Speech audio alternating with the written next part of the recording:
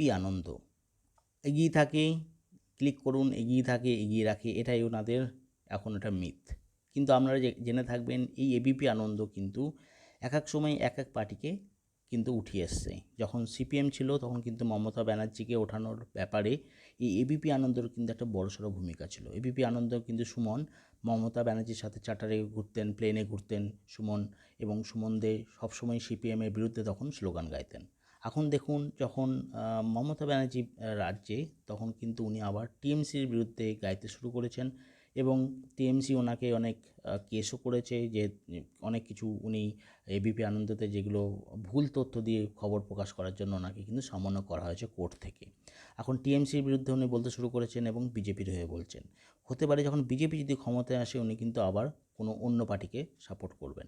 তো এইটা কিন্তু এনাদের অ্যাকচুয়ালি সনাতন রূপ, এটাই কিন্তু এনাদের ট্র্যাডিশনাল চেহারা, কি যে রুলিং পার্টি থাকে সেই রুলিং পার্টির এগেনস্টে ওনারা কিন্তু সবসময় কথা বলে এসছেন, এবং এটাদের পপুলারিটি এই জন্য বেশি পেয়েছে।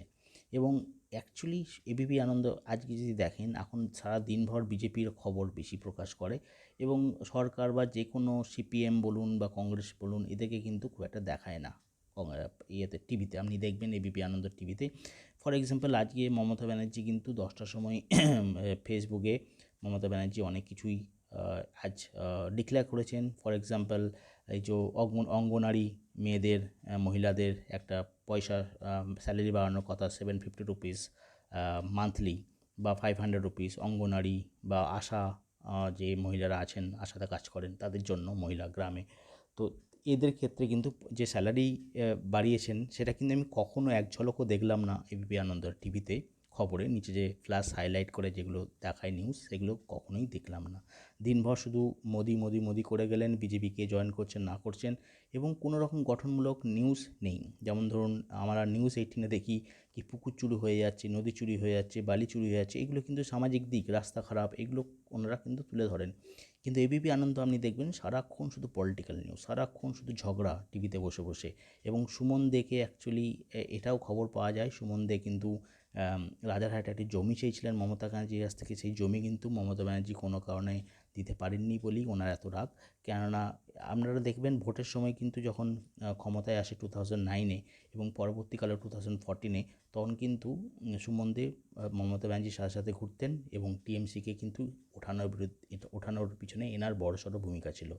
যখন সিপিএম ছিল তখন সিপিএমের পিছনে লেগেছেন, কাঠি করেছেন। এখন টিএমসির বিরুদ্ধে কাঠি করছেন। এখন বিজেপি ওনার সখ্য হয়ে গেছেন, বিজেপি খুব বিজেপি সেম লাইক রিপাবলিক বাংলার আপনি জানেন রিপাবলিক বাংলাও কিন্তু বিজেপি, পুরো বিজেপি পার্টি দলটা, এই চ্যানেলটাই পুরো বিজেপি রিপাবলিক। তো এনারা কিন্তু পুরো বিজেপি পন্থী বলেই মনে হয়। যে ফর এক্সাম্পল সন্তু, যেটা গ্রেপ্তার হয়েছিলেন সন্তু, যে উনি রিপাবলিক বাংলার সন্দেশখালিতে কিন্তু উনি অ্যাকচুয়ালি প্রভোকেশন করেছিলেন সন্দেশখালিতে, এটা কিন্তু ফ্যাক্ট। আপনি মিডিয়া যদি অন্য মিডিয়াও খোলেন বা সোশ্যাল মিডিয়াতে বিভিন্ন পেজে আপনি দেখবেন, নিরপেক্ষ যদি আপনি বলেন, আপনি যদি কোনো বায়াস না হন, আপনি দেখবেন সন্তু পান কিন্তু অ্যাকচুয়ালি ওখানে গিয়ে প্রভোকেশন করেছিল, এবং ওনার একজন মহিলার বাড়িতে ঢুকে গেছিলো, যে মহিলা কোনো শাড়ি বা কিছু ছাড়ছিলেন সেই সময় ঢুকে গেছিলেন, এবং উনি প্রভোকেশন করার ফলে ওনাকে গ্রেপ্তার করা হয়েছে। কিন্তু গ্রেপ্তারের পদ্ধতিটা নিয়ে অবশ্যই কারো ইউনো পদ্ধতি নিয়ে কারো থাকতেই পারে কিছু কমপ্লেন, কিন্তু অ্যাকচুয়াল ফ্যাক্ট সন্তু পান কিন্তু প্রভোকেশন করেছেন এবং মহিলার ঘরে ঢুকে উইদাউট পারমিশনই করেছেন, যে জন্য পুলিশ গ্রেপ্তার করেছিল। তো কখন যখন কোনো প্রোপাগান্ডাকে, কোনো জিনিসকে যখন আপনি সেটাকে মিথ্যা বলেন, মিথ্যা খবর ছড়িয়ে দেন, সেটা কিন্তু অ্যারেস্ট হতেই পারে। কিন্তু আপনি দেখবেন রিপাবলিক বাংলাকেও কিন্তু, বাংলাতে এখন আর সন্তু পানকে দেখা যাচ্ছে না। কোনো কারণ নিশ্চয়ই আছে, ওনার বিরুদ্ধে কেস চলছে, এবং হয়তো চ্যানেল তরফ থেকে ওনাকে তাড়িয়ে দেওয়া হয়েছে বা কিছু করা হয়েছে, কিছুদিন ওনাকে রেস্ট নিতে বলেছে, জানি না মেন্টাল অবস্থা ওনার ঠিক আছে কি না। তো কথা হচ্ছে অ্যাগেন ফিরে আসি, এবিপি আনন্দ কিন্তু বরাবরই এগেনস্টে, রুলিং পার্টির এগেনস্টে কথা বলে, সেটা কিন্তু বুঝতে হবে।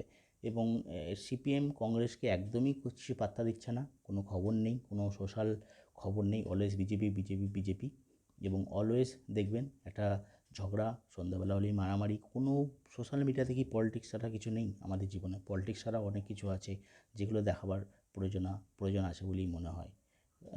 এই যে আমার মনে হয় সংবাদ মাধ্যম কোনো সব কিছুর একটা পিছনে কোনো না কোনো পার্টির ব্যাকগ্রাউন্ড থাকে, সেটা মানছি। কিন্তু কিছু অ্যাটলিস্ট 10%ও তো নিরপেক্ষভাবে সংবাদ পরিবেশন করা যায় জনগণের জন্য। এটা কিন্তু আমরা এক্সপেক্ট করতেই পারি। আপনারা কী বলেন? আপনাদের মতামত অবশ্যই জানাবেন।